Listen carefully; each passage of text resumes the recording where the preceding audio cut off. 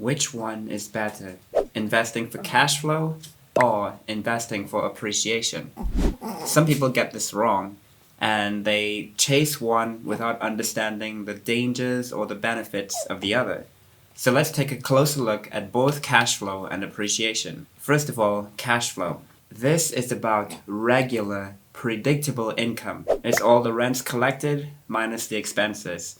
Pretty much it's the money that can go into your pocket every month. The mindset. My asset should pay me to own it. The goal. Financial stability and passive income that can fund your lifestyle. The reality.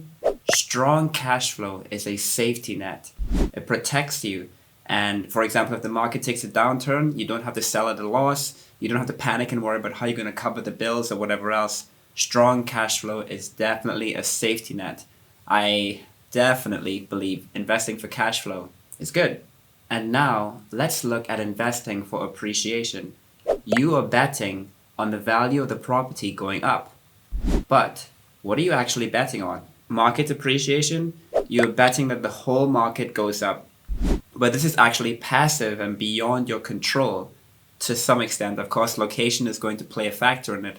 But even if you invest in a good location, appreciation is not guaranteed.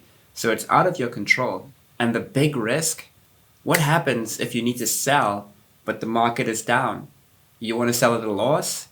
How is your cash flow going to, cover the expenses while you keep holding on to the property? Or are you just going to put more money and continue bleeding, hoping that the market goes back up? This is definitely a very real risk, and you are at the mercy of economic cycles. I don't like to be in that kind of position. Do you?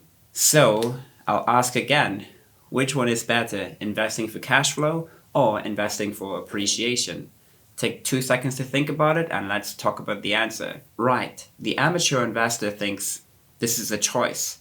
However, the professional, seasoned, or sophisticated investor knows about something beautiful called forced appreciation. In commercial real estate, the value of a property is directly correlated to the NOI, the net operating income. Therefore, if you boost the NOI, right, if you increase the NOI, you exponentially increase the value of the property. So what you can do is you can look for what we call value add. You find some properties that are maybe not perfectly maintained, they're not being operated in an optimal way.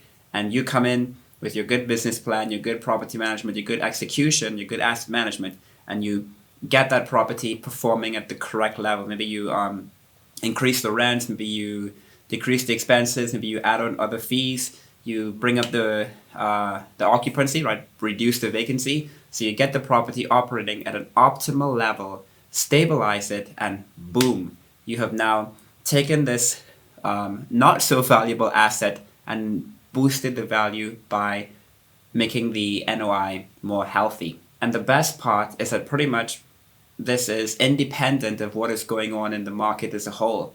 Right? It doesn't matter whether the market is up or down, you can force the appreciation in any market. So this is how we frame our strategy. Good, invest for cash flow, hope for appreciation. Okay. Better, invest for cash flow and get appreciation. Oh, but actually this appreciation was just, circumstances dictated that the market went up. You got lucky, right? But the best is you invest for cash flow and force that appreciation. You find the value add properties, you underwrite the deal property properly, you have the right business plan, you execute that business plan, so you bring the property's value up, and wow, you've just created equity out of thin air. Now you, your investors, everyone is happy, and you can go and look for more properties to do that with. So you don't have to choose between cash flow and appreciation. It's not a choice between, a steady paycheck and a valuable asset. You can have both. The goal is to build a system that delivers both. If you want to build a portfolio based on predictable outcomes and not, fanciful hopes or wishful hopes, let's talk. Haven't joined yet? Our free investing group gives you front row access to new deals and helpful investing education. Sign up today.